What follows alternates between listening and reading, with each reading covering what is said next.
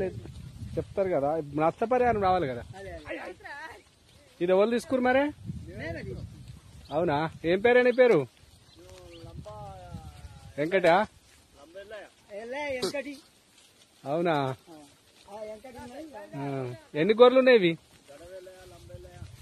ఈ గెల పెట్టినట్టుందిగా, గెల కూడా పెట్టినట్టుంది కదా. ఎన్ని రోజులు పడతాయి గెల అయ్యేటానికి? ఇది ఒక నెల అయిపోతే వడ్లచ్చు, 20 రోజులు అయితే ఖచ్చితంగా 20 రోజులు అయితే వడ్లచ్చు. అవునా, ఇదంతా మేపుతారా? ఇదంతా మేపు ఎండిపోయారు సార్. ఏమో ఇక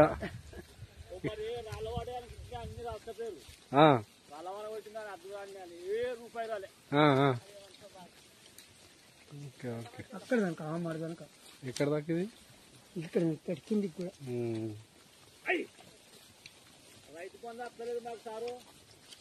అవునా, ఎన్ని ఎకరాలు ఉంటుంది నీకు? 3 ఎకరాలు. పర్లేదా? రుణమాఫీ అయిందా? ఒక రైతు బంధు వాడలే. ఓకే, మరి మీకెంత పొలం ఉంది? మీకెంత ఉంది? 3 ఎకరాలు. Okay okay. ఇప్పుడు ఇది ఎన్ని ఎకరాల పొలం ఇచ్చిండే మొత్తం? ఇది మొత్తం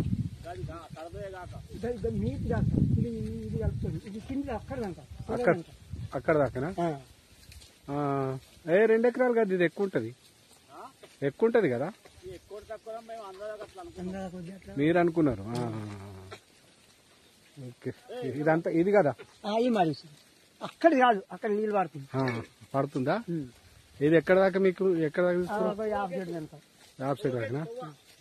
మళ్ళీ తొవ్వగట్టు అక్కడ ఉంది, ఒక చిన్న మాడి ఉంది సార్, అక్కడ చిన్న మాడి ఉంది సార్. అది కూడా కూడానా? అదే తొవ్వగట్టు. ఆ తొవ్వగట్టు అదే మరి తొవ్వ నుంచి 50 సైడ్ దాకా. ఇదంతా మేతకి ఇచ్చిండే కదా ఇదంతా. అది ఎన్ని ఎకరాలు ఉంటుంది అందాదా? 1 ఎకరం తప్ప మిగతాదంతా ఇచ్చిండు. Okay okay.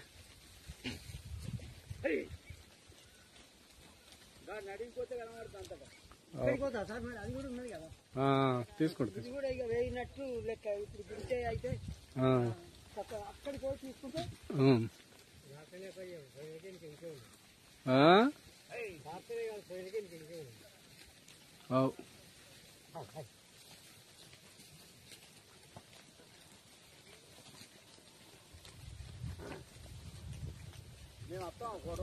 వస్తాం.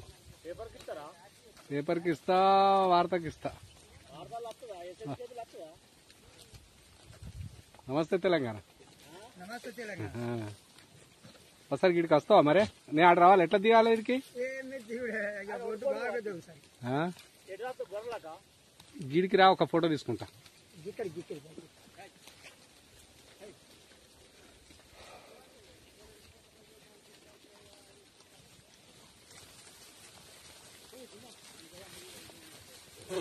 ఆ గొర్రెకాడు ఉండు.